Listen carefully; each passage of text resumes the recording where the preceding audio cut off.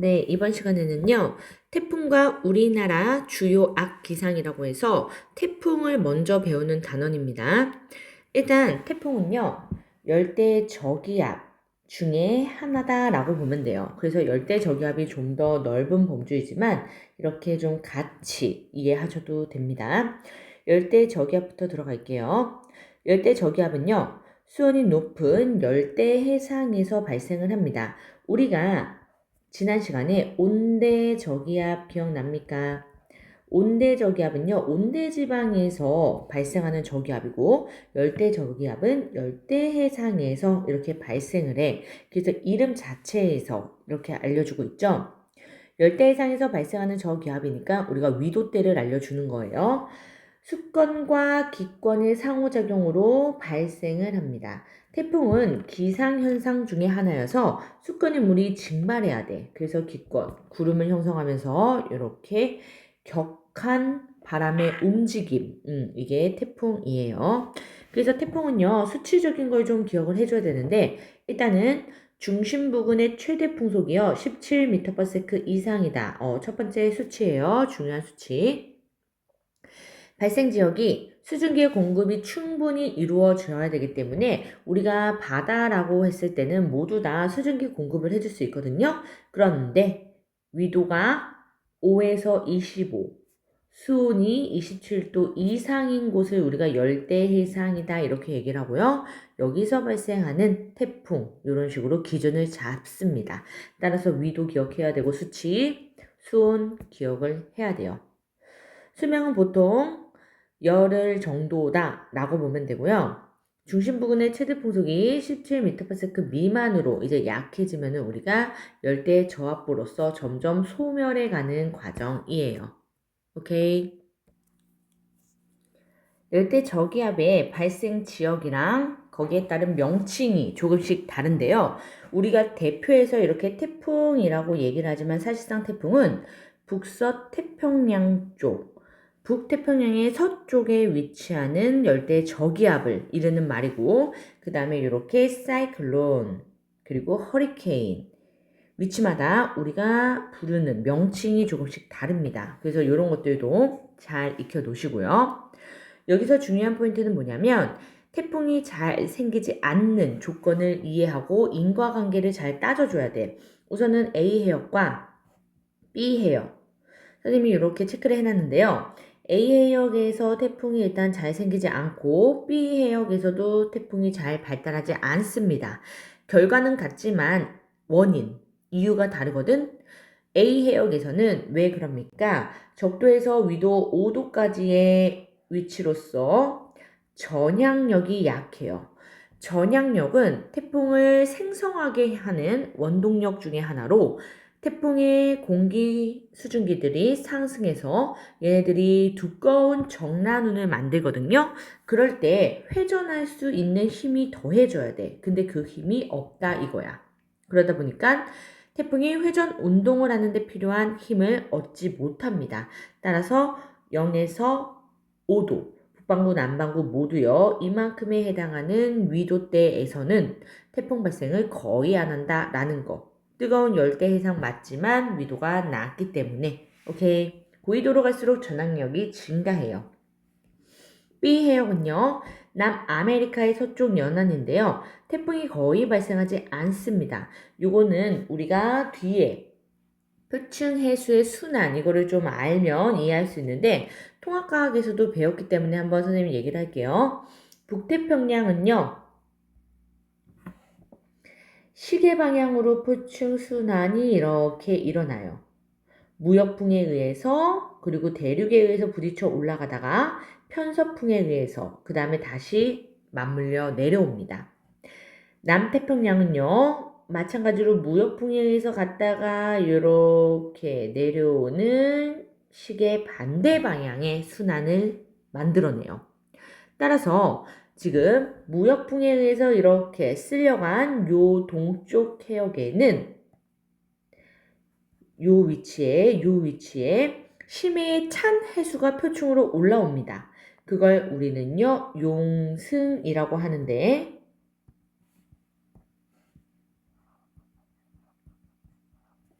용승한 물은 심해에 있었던 물이기 때문에 상대적으로 그 위도대의 표층 해수보다 차가워요. 따라서 이 찬 해수가 표층으로 이동했지. 게다가 그 위도에서 이렇게 아래로 저 위도로 이렇게 내려왔잖아. 그러니까 여기서 역시 한류가 유입됩니다. 찬 해수가 유입돼. 즉 온도, 수온이 27도 이상으로 이렇게 발달이 되는 태풍 열대 저기압을요. B 해역에서 여기서는 만들 수가 없다라는 거. 됐습니까? A 해역과 B 해역 둘 다 열대 저기압이 잘 만들어지지 않지만 이유가 다르고 원인이 달리 매치될 수 있으니까 조심히 보기를 읽으셔야 돼요. 넘어갑니다. 전향력 한 번 더 읽어보시고요.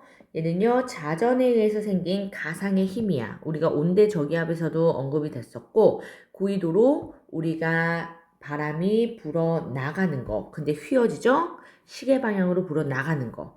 저희도는요, 시계 반대 방향으로 불어 들어오는 거. 이렇게 바람이 휘는 힘을 가리켰어요. 여기 열대 저기압에서는 태풍의 소용돌이를 일으키는 힘. 이렇게 얘기를 합니다.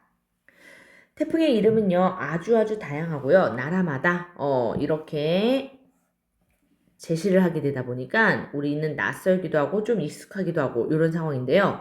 우리나라에 아주 큰 피해를 준 태풍은 매년 태풍의 시기가 될수록 태풍의 피해가 될수록 많이 언급이 되는데 여러분들이 좀 나이가 어리기 때문에 들어봤을런지 모르겠지만 이런 것들은 한 번씩 읽어보시면 됩니다.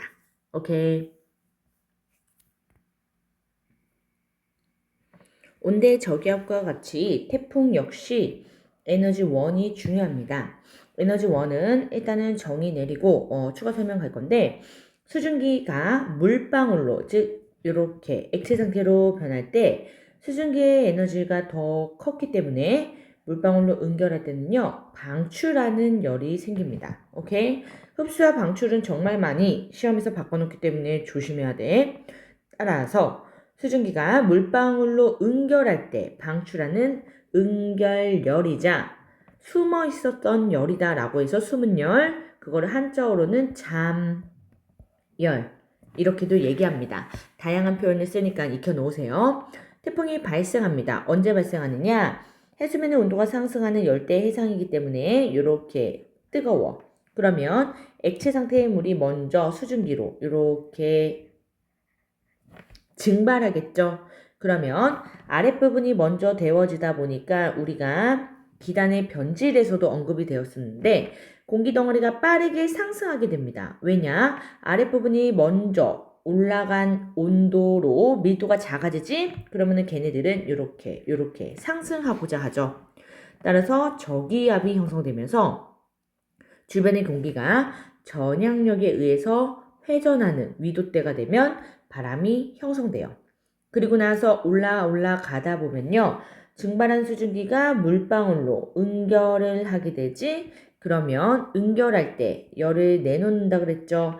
그래서 공기가 또 가열되고 여러 번 반복되는 상승 기류가 강해지는 그러한 상황이 돼요. 따라서 수직으로 상승한 높게 발달한 구름 정란운이 형성되고요. 그런 정란운의 형성으로 계속 앞의 상황이 반복되다 보면 태풍의 회전력이 증가됩니다. 따라서 태풍으로 이렇게 발달되는 상황이에요. 수문열, 잠열 요거에 대한 얘기 한 번 더 읽어보시고요.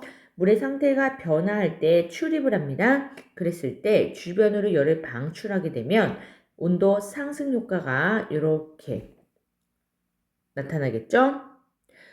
물의 상태가 변하면서 출입하는 열로 온도의 상승 효과가 주변에 나타나면서 얘는 물질들을 데울 것 같지만 계속 수증기로 변하는 열로 사용하는 거야.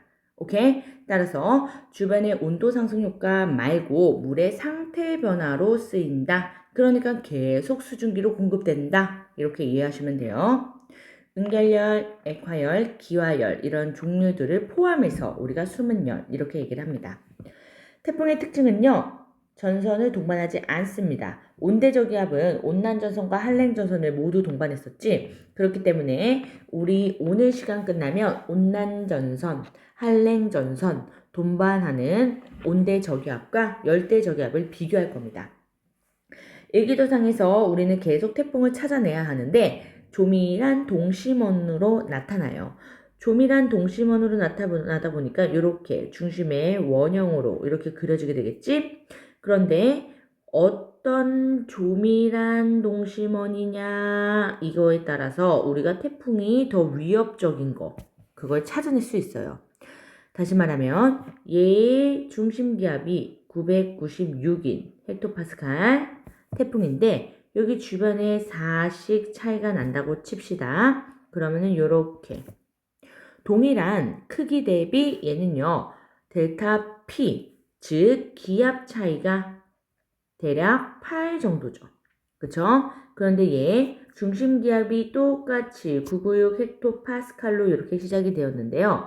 두 번째는 1000, 그 다음에는 1004, 그 다음에는 1008 이런 식으로 진행이 된다면 어때? 크기 대비 압력 차이가 더 커지죠.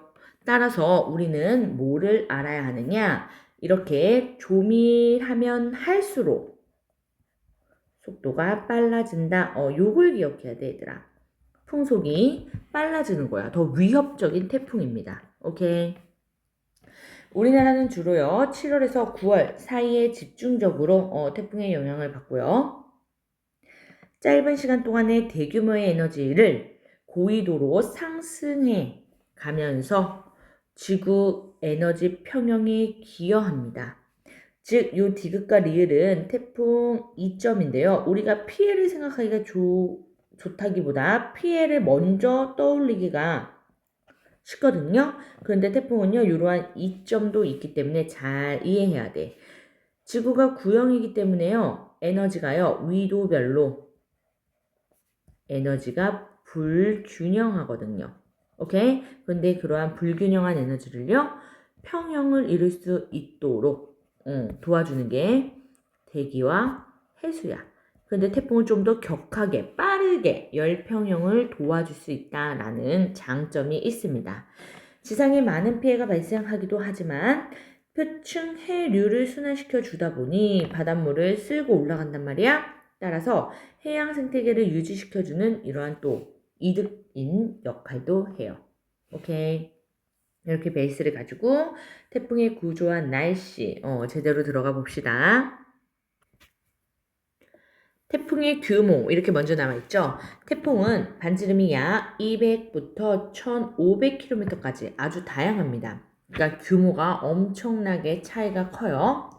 평균 높이가 근데요 15km 밖에 안 돼. 물론 이것도 아주 큰 규모의 사이즈인데 이렇게 반지름 즉 수평 규모에 비해서는요 수직 규모가 매우 작아요. 오케이? 그래서 수평 규모가 훨씬 더 발달된 대기 현상이다. 우리가 이렇게 얘기를 합니다.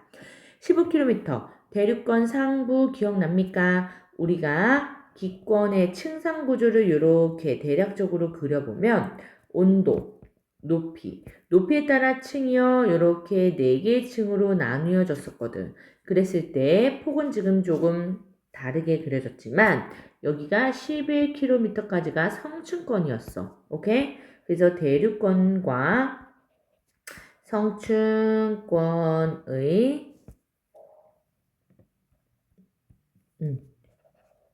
경계 대륙권 계면의 높이가 11km로 그 이상부터 성층권으로 들어가는데 거기 대륙권 조금 위 상부까지 여기까지가 태풍이 발달할 수 있는 높이다라는 거. 하지만요. 규모는요. 약 1000km 정도까지로 수평으로 발달을 합니다. 그래서 이거는 우리가 이제 그림으로 이렇게 양쪽 이렇게 대칭적으로 그려져 있죠. 태풍의 강도는요.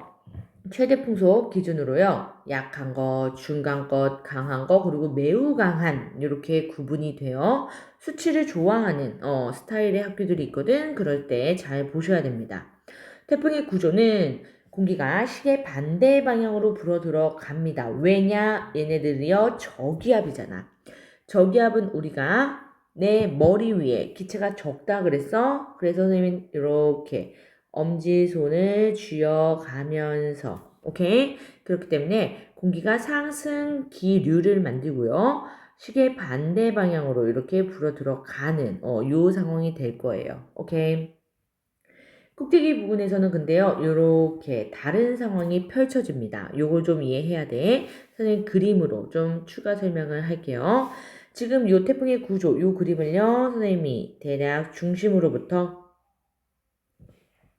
중심 500km를 이렇게 대칭적으로 생각을 해볼게요.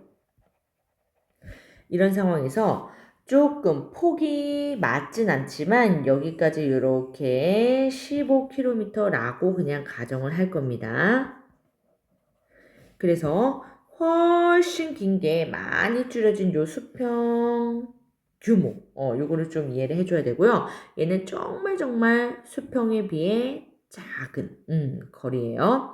그런 상황에서 얘네들은요. 주변에 있는 공기방울을 요 저기압 중심으로 끌고 들어갈 거야.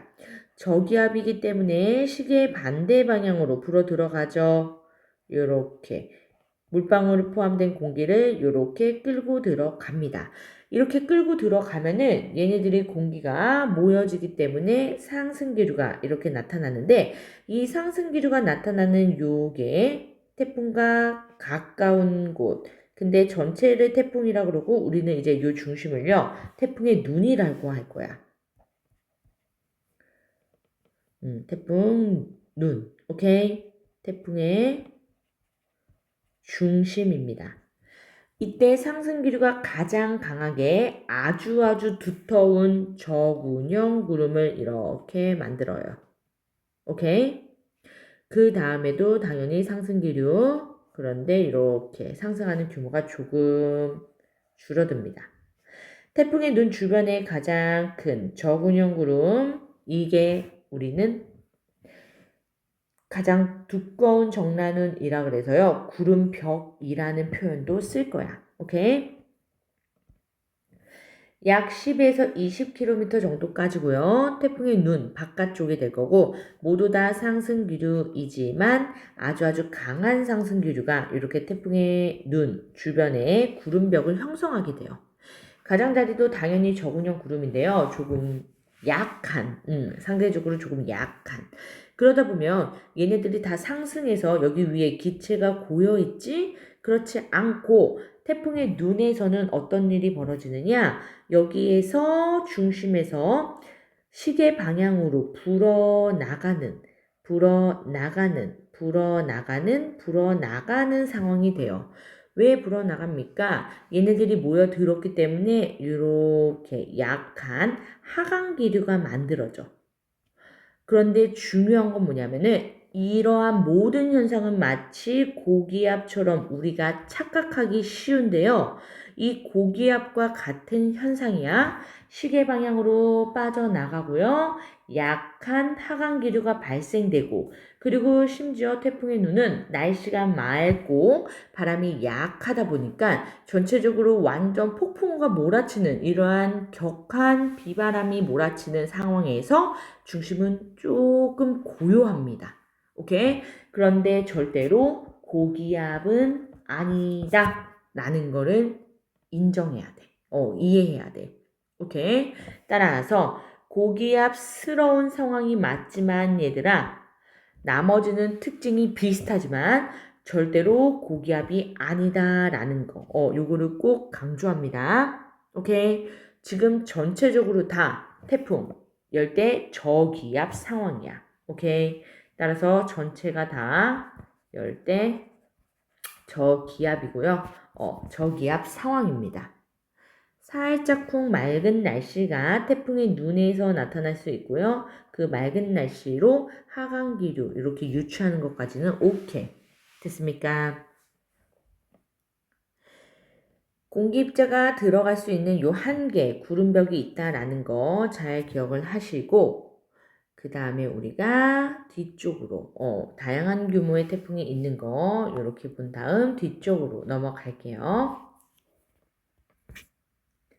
태풍 문제에서는요, 풍속 그리고 기압 이 두 가지가 다 한다라고 해도 과언이 아닌데요. 물론 거기에 이제 풍향까지 너무나 중요합니다.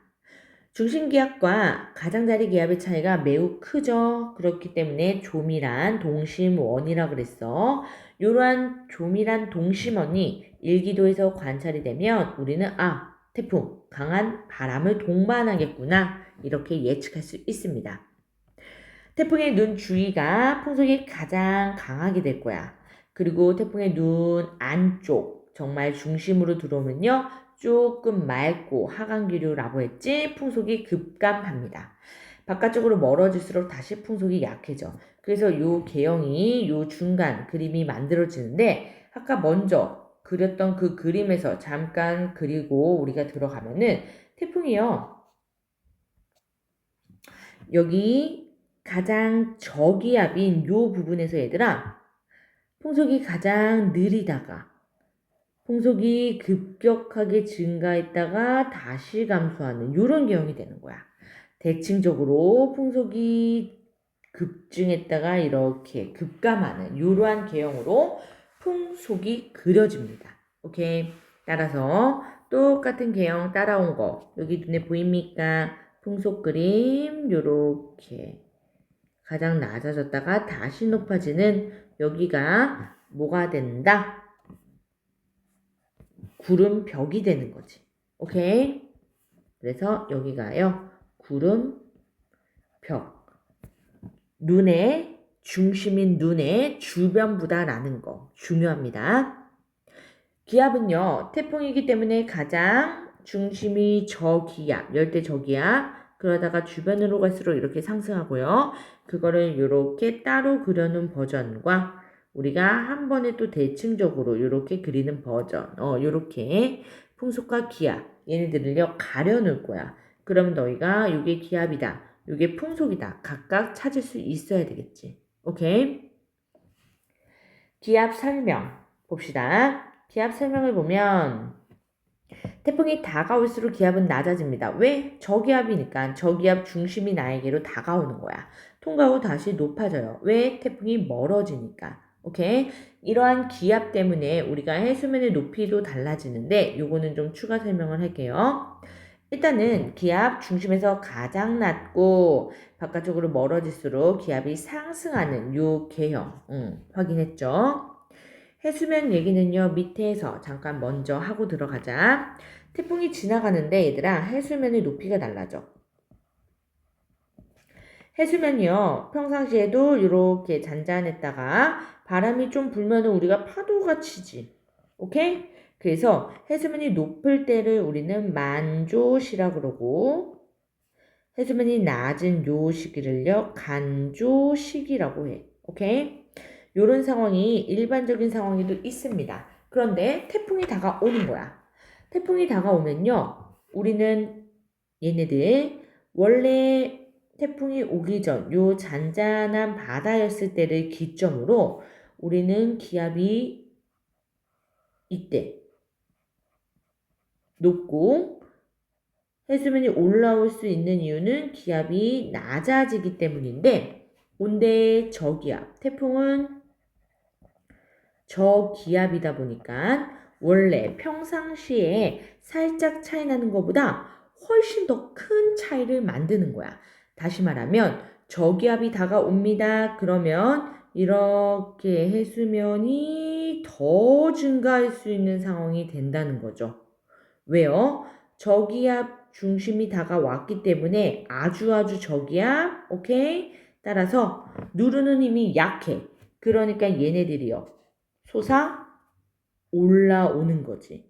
그런데 그게 파도 치던 만조 시기와 얘가 기압이 낮은 태풍의 저기압이 지나가는 시기와 맞아떨어진다. 시너지가 나서요. 해수면이 더 급상승하게 되는 거야. 오케이? 따라서 해일과 같은 피해를 야기시키고 해안의 저지대들이 침수할 수도 있는 그런 상황이 됩니다. 오케이?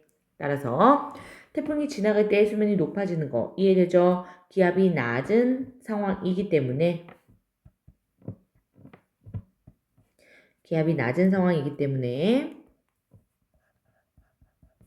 해수면은 높아질 수 있다라는 거.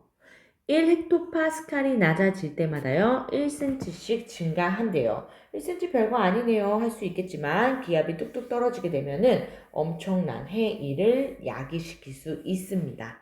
오케이. 그리고 강수는요. 태풍은 주변에 정라눈이요. 나선 모양으로 감겨 있어. 그러다 보니까 비가 강했다가 약했다가 이게 좀 반복이 됩니다. 오케이. 따라서 일기도에서 이렇게 동심원 보입니까? 요런 게 이제 태풍이지. 이해돼요? 밑에 보면은 얘들아 태풍 통과 시 풍속과 기압 분포 이렇게 나와 있죠? 위에 풍속 및 기압과 밑에 나와 있는 요 그래프가 비슷한 듯 보이지만 다릅니다. 일부러 선생님이 이제 다른 버전으로 그런데 아예 다른 상황인 걸 설명하려고 하거든. 집중해서 보세요. 일단은 태풍이 지나가. 태풍이 눈에서요 가장 낮은 기압이 이렇게 관측될 거야. 따라서 기압 그래프 찾는 거는 쉽고요. 기압 그래프는요 유사합니다. 이렇게 태풍이 다가옵니다. 점점점점 기압이 낮아지다가 이렇게 최대로 낮은 지점, 태풍의 눈 지점이 되겠지? 그리고 이렇게 다시 올라갈 거야. 그래서 기압 그래프를 잘 찾았는데 문제는 뭐냐면 풍속 그래프가 어때요? 풍속. 얘는 지그재그로 이렇게 좀 나와 있긴 하지만 따라가 보면은 이렇게 뭐야? 태풍의 눈에서요 높단 말이야. 풍속이 빠르단 말이야. 그렇게 다시 감소됩니다. 그러면 위에서 풍속 그래프 이렇게 눈 벽에서 눈 주변 구름 벽에서 가장 빨랐던 거랑 매치가 됩니까? 얘는 태풍의 눈에서 가장 느려야 되는데 얘는 어때? 가장 빠르다고. 차이점 이해돼요? 그래서 얘를요 심플한 버전으로 밑에다 이제 그려보면 우리가 다른 점을 확인할 수 있어요. 어떤 점입니까? 기압 그래프는 유사하다 그랬고 태풍이 지나가면서 기압과 풍속 그래프인데 기압 찾아냈고요. 풍속이 어떻냐? 이렇게 반비례 상황으로 나올 거야. 오케이? 위의 상황은 어땠는데요? 위의 상황은요. 조금 쪼끔해지겠네. 기압 그대로 유사한데요. 풍속이 어땠냐면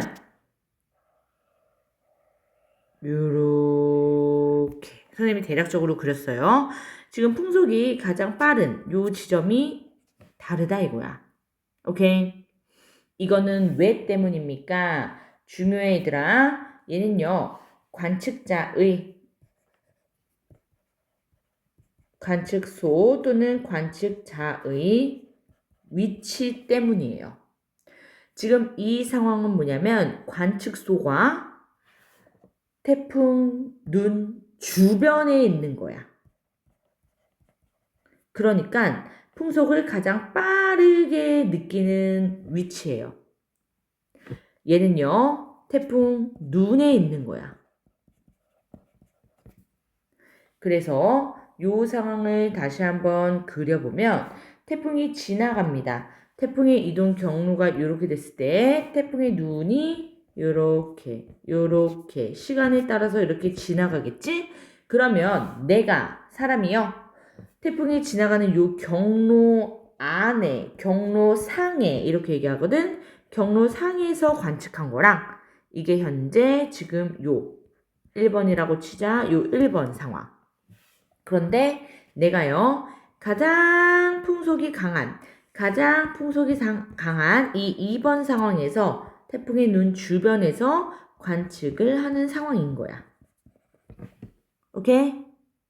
그래서 이 그래프 나와 있는 거는 지금 2번 상황입니다. 태풍이 통과하긴 하는데 풍속을 봤더니만 눈 주변에 있더라 라는 거. 태풍 눈 주변에서 관측을 한 거고, 요 상황은요, 얘가 태풍의 풍속 및 기압 그래프 똑같아. 맞아. 하지만 얘는 1번 태풍 눈의 관측소가 또는 관찰자가 있는 상황. 오케이. 따라서 눈 안에서 있느냐 관찰을 했느냐, 태풍 눈 주변에서 관찰을 했느냐, 전혀 다른 개형의 풍속 그래프가 나오다 보니까 정말 얘를 중요하게 잘 보셔야 됩니다. 오케이. 아주 중요해요. 태풍의 이동, 다음 장 넘어갈게요. 태풍은 이동합니다. 태풍이 이동할 때 포물선 궤도를 그리면서 이동하고요. 고위도 지역으로 북상하게 돼. 이거는 바람 영향 때문인데요. 바람은 일단은 발생하기 초기, 여기 조금 좁을 수 있어서 이쪽 위쪽에다가 선생님 필기를 해볼게. 발생하는 초기가 0에서 5도를 제외한 열대 해상 지역이지. 그러다 보니까 여기가 0, 30, 60의 위도라고 했을 때 태풍은 요 정도쯤에서 이제 발생을 할 수 있는 거야. 맞아요. 거기를요, 우리가 무역풍이 영향을 주는 곳 무역풍대라고 하고요. 30에서 60은요, 편서풍이 영향을 주는 편서풍대 이렇게 말해요. 오케이. 따라서 무역풍대에서는 무역풍이 동해에서 서로 흐르는 바람이거든. 그러다 보니까 얘가요, 요렇게 따라서 무역풍의 기본 바람 요렇게 흘러갈 거고, 편서풍의 기본 바람 요렇게 요렇게 흘러가거든요. 요 상황에서요, 태풍은요, 무역풍 따라서 이렇게, 편서풍 따라서 이렇게 꺾입니다. 포물선의 궤도라고 했죠. 그래서 무역풍 영향으로 북서쪽, 지금 여기 북서쪽으로 이렇게 가고 있지? 편서풍의 영향으로 이렇게 지금 30도 기점으로 거기를 전향점이라고 하는데, 그 기점으로 북동풍으로 이렇게 변합니다. 오케이. 따라서 편서풍대에서는 북동쪽으로 이동하게 되고, 무역풍 영향으로는 북서쪽으로 이동해 간다라는 거. 됐습니까? 기압의 영향도 알아야 되는데요. 기압은 일단 뜨거운 곳, 바다. 누구냐? 북태평양이에요. 여기 북태평양 고기압이 우리나라에 영향을 줄 건데, 얘는 북태평양 고기압의 요 서쪽에 가장자리가, 고기압이 세력이 강해요. 그러면은 여름. 그래서 이렇게 북상할 거야. 그러면은 중국 쪽으로 이렇게 쭉 나아갈 거고, 좀 약해집니다. 그럼 오호츠크해가 밀기 시작하거든. 그러면은 이렇게 일본 쪽으로 빠져나가는 이런 왔다리 갔다리 움직임이 일어날 겁니다. 오케이? 따라서 고기압이 세력이 강할 때와 중국 쪽으로 소멸할 거고, 고기압 세력이 약해질 때 일본 쪽으로 소멸해 나가는 이런 것들도 우리가 알고 있어야 되고요. 오케이. 그리고 나서 진짜 중요한 거, 태풍의 이동 속도. 요거는 정말 중요합니다. 태풍의 진로가 지금 무역풍대에서 북서쪽, 편서풍대에서 북동쪽 이렇게 변하는 거 이해됐죠? 그 지점을 전향점이라고 하는데요. 그 전향점을 지나면서 이동 속도가 급격하게 빨라집니다. 이 문장 중요해요. 잘 등장해요. 왜 그러냐면 무역풍대에서 얘네들은 북서로 꺾이면서 완전히 무역풍의 방향과 태풍의 이동 경로가 완전히 일치하지 않거든. 그런데 봐봐. 전향점을 지나면서요, 태풍의 이동 경로 이렇게 북동쪽이 되면서 편서풍 방향과 일치하게 돼서 속도가 아주 급상승합니다. 오케이? 그래서 이 문장 중요합니다. 이동 속도가 급격하게 빨라져요. 위험반원과 안전반원, 이게요 중요한데, 태풍은 거의 100% 기출이 된다라고 보면 되고요. 매해 기출이 된다라고 보시면 돼요. 그 중에서도 빠지지 않고 나오는 개념이 요 위험반원과 안전반원 요 내용입니다. 일단은 태풍의 이동 경로를 선생님이 다시 한번 이제 그릴 건데 이 이동 경로를 그리면서 여러분들이 이러한 포물선의 궤도, 진로를 이해해야 요거를 완벽하게 이해할 수 있어. 그래서 원래부터 그려진 요거 말고요. 선생님이랑 같이 이제 그려가면서 이해를 할 겁니다. 얘가요. 아까 그렸던 그림인데 그거를 좀 더 크게 그리면서 설명을 해볼게.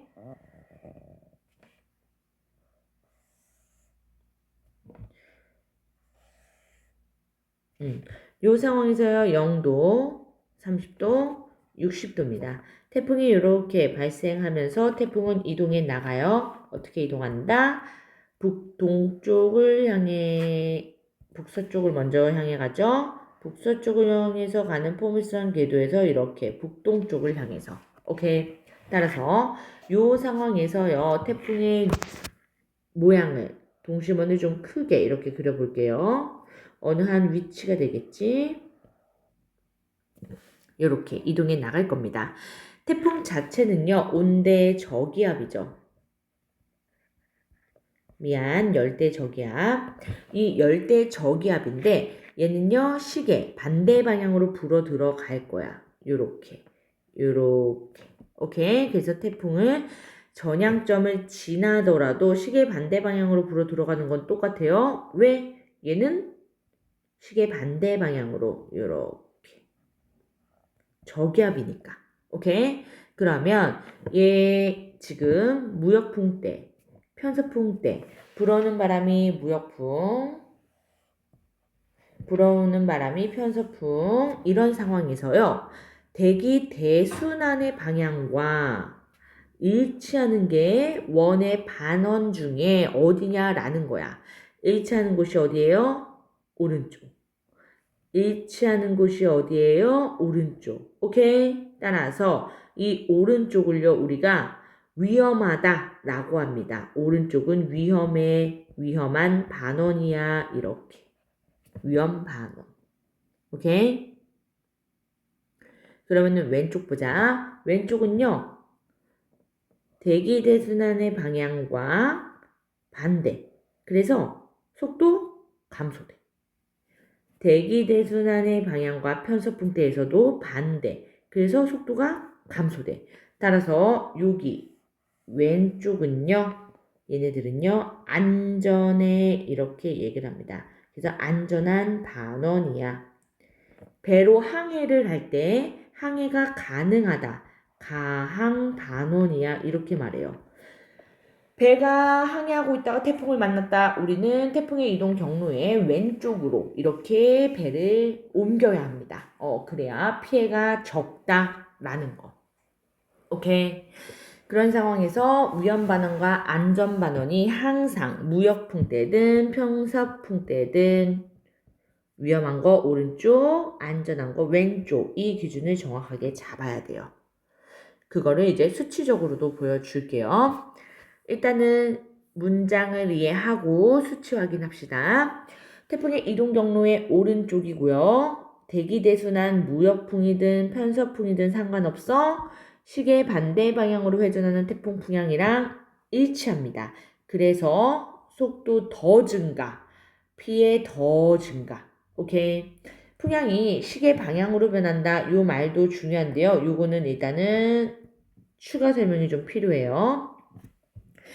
태풍이 이동해 가면서 변화하는 풍향이라서 아직 선생님이 설명을 안 했고 안전반원 봅시다. 안전반원에서는요. 태풍 이동 경로의 왼쪽이고요. 대기대순환, 무역풍, 편서풍 상관없이 시계 반대 방향으로 회전하는 태풍 방향과 반대가 되면서 상쇄돼. 오케이? 바람 상쇄 피해가 적겠죠. 오케이? 따라서 풍향이 시계 반대 방향으로 변한다. 이것도 일단은 같이 좀 볼 거예요. 됐습니까? 어떤 상황이냐면 태풍이 지나갑니다. 태풍이 이렇게 지나갈 거야. 그러면 태풍의 눈을 기점으로 이렇게 요렇게 시간이 흐르겠지. 시간이 흐르는데요. 태풍의 이동 경로가 여기이기 때문에 시간 순서가 이쪽이 처음이라고. 오케이? 여기가 먼저.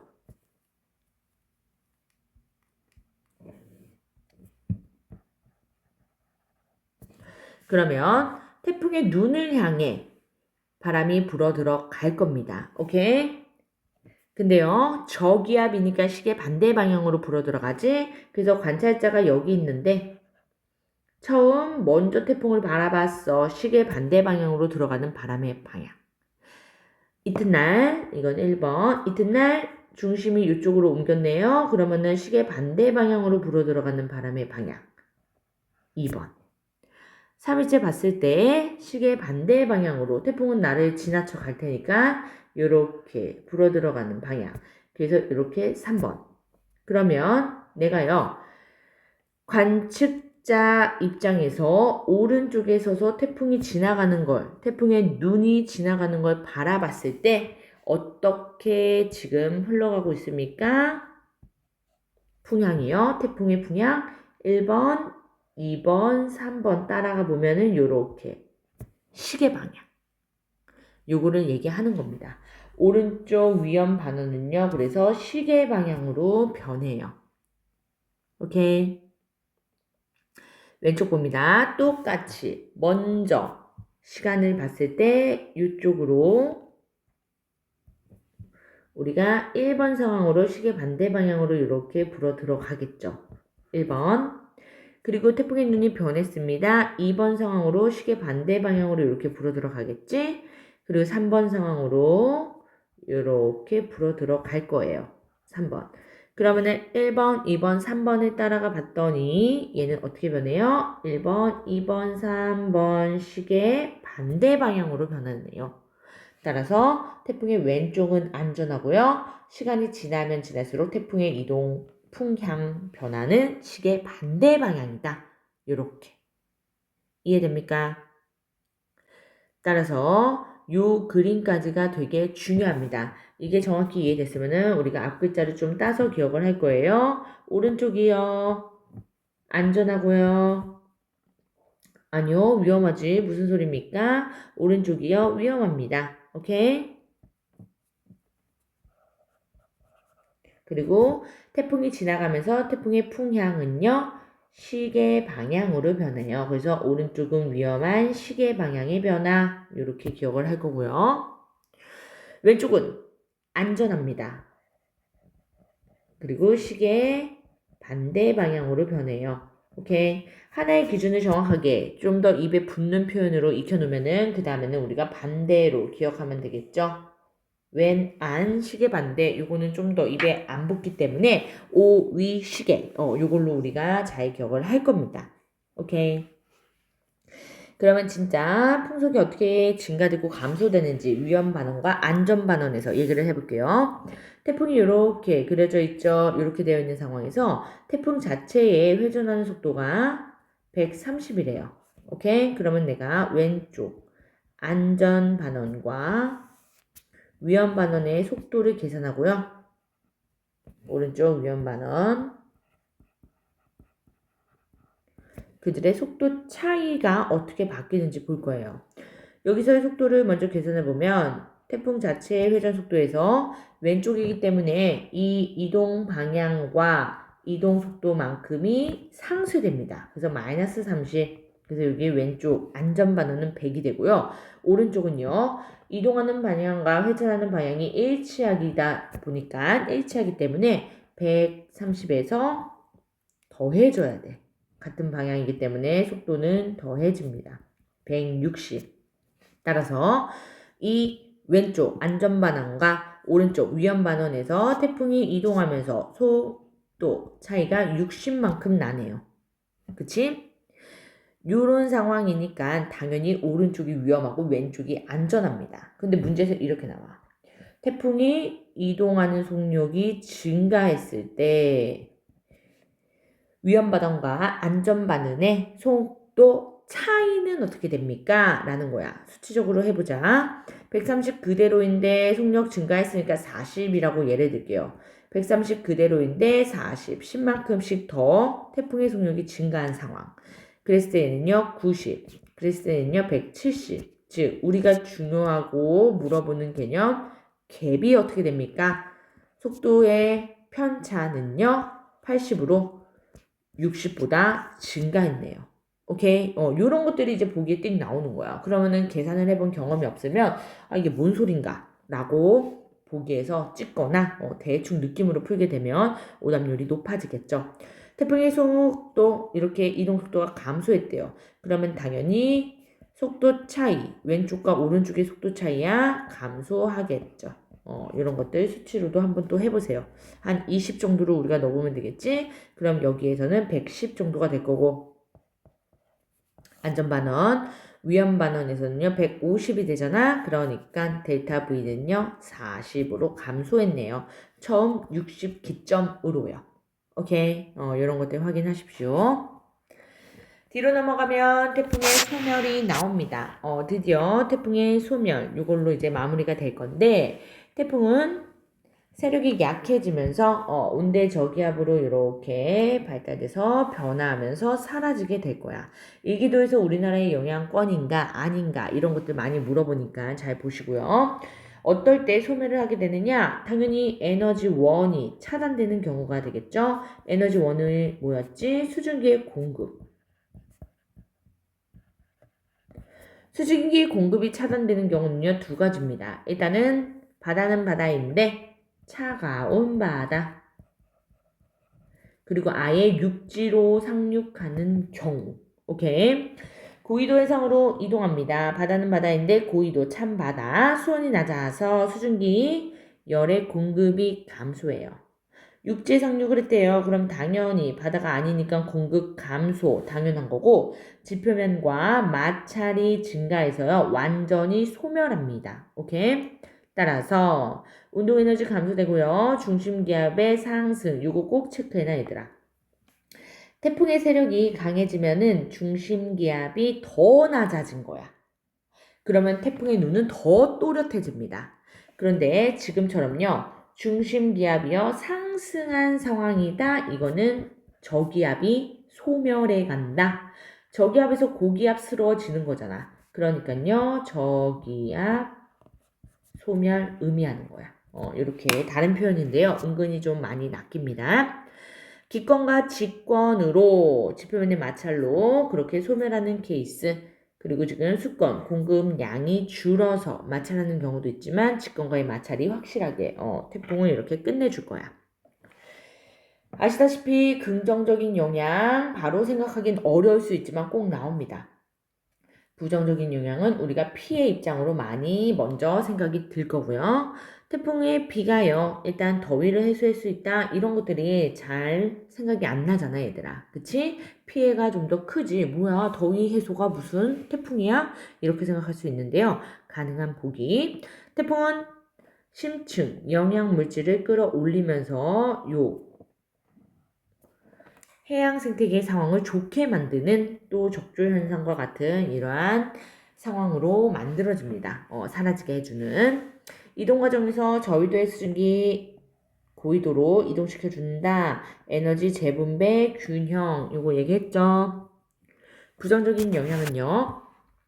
강한 바람을 동반하기 때문에 일단은 피해가 크지. 우리 알고 있죠? 그리고 집중호우로 인해서도 마찬가지고 산사태까지 일어나면 엄청난 문제가 됩니다. 만주시와 겹치게 되면 시너지가 나서요. 해수면의 상승폭이 너무나 급증해서 해일 피해가 생길 수 있다는 거 범람하고 침수되고 오케이. 우리나라에 평균적으로 3개가 지나가는데요. 피해를 크게 준 해도 있고요. 다행히 조금 무난하게 넘어가는 해도 있었습니다.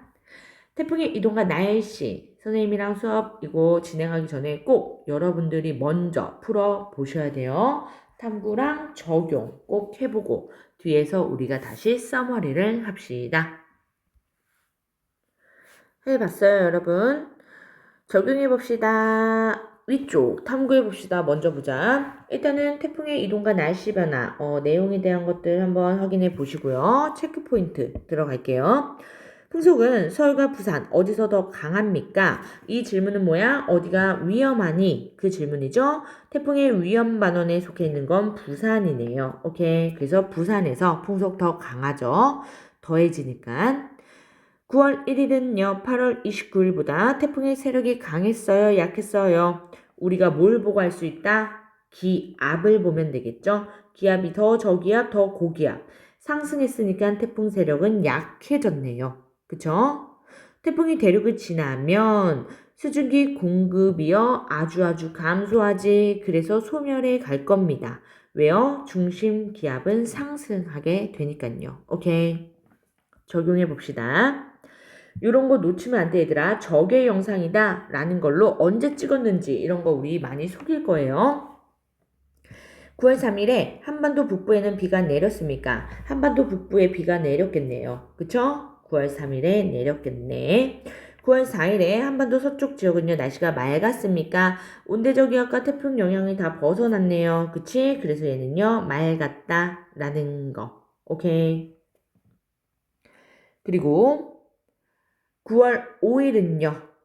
9월 5일은 한반도 태풍의 직접적인 영향을 받았다? 아니요. 다행히 얘가 삐껴갔어. 그치? 여기 태풍 없지? 따라서 틀린 보기. 저게 영상에 대한 설명으로 한 번 더 리뷰를 해보자. 눈에 보이는 구름의 분포를 나타냅니까? 눈에 보이는 구름 이거는요. 가시 영상으로 찍을 수 있어. 오케이. 야간에 구름을 관찰할 수 있죠. 저게 영상은 24시간. 고도가 높은 구름은 밝게 보입니까? 아이고, 선생님 이거 틀렸다고 해놓고 동그라미 쳤네. 이거 X. 고도가 높은 구름은 밝게 보입니까? 네, 밝게 보이죠. 실제 강수량과 강수 지역 이런 것들을 정확히 예측할 거다. 이거 누가 합니까? 레이더 영상이 하는 거고 저게 영상이 하는 거 아니지? 따라서 이거는 기억 니은과 디귿 이렇게 되겠네요.